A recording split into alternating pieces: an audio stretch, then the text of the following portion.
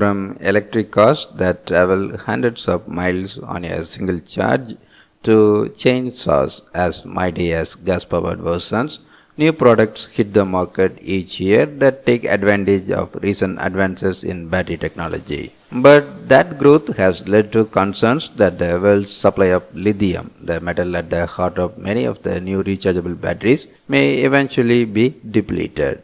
Now, researchers at the Georgia Institute of Technology have found new evidence suggesting that batteries based on sodium and potassium hold promise as a potential alternative to lithium-based batteries. One of the biggest obstacles for sodium and potassium ion batteries has been that they tend to decay and degrade faster and hold less energy than alternative.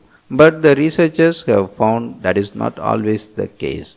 The research team looked at how three different ions, lithium, sodium, and potassium, reacted with particles of iron sulfide, also called pyrite, and fool's gold.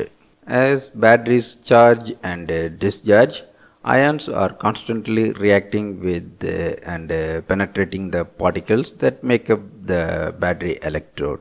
This reaction process causes large volume changes in the electrode's particles, often breaking them up into small pieces. Because sodium and potassium ions are larger than lithium, it is traditionally been thought that they cause more significant degradation when reacting with particles. In their experiments, the reactions that occur inside a battery were directly observed inside an electron microscope, with the iron sulfide particles playing the role of a battery electrode. The researchers found that iron sulfide was more stable during reaction with sodium and potassium than with lithium, indicating that such a battery based on sodium or potassium could have a much longer life than expected. The difference between how the different ions reacted was stark visually. When exposed to lithium, iron sulfide particles appeared to almost explode under the electron microscope.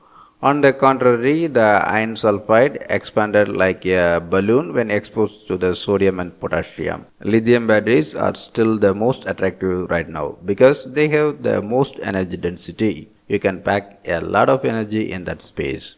Sodium and potassium batteries at this point don't have more density, but they are based on elements 1,000 times more abundant in the Earth's crust than lithium. So they could be much cheaper in the future, which is important for large-scale energy storage, backup power for homes, or the energy grid of the future.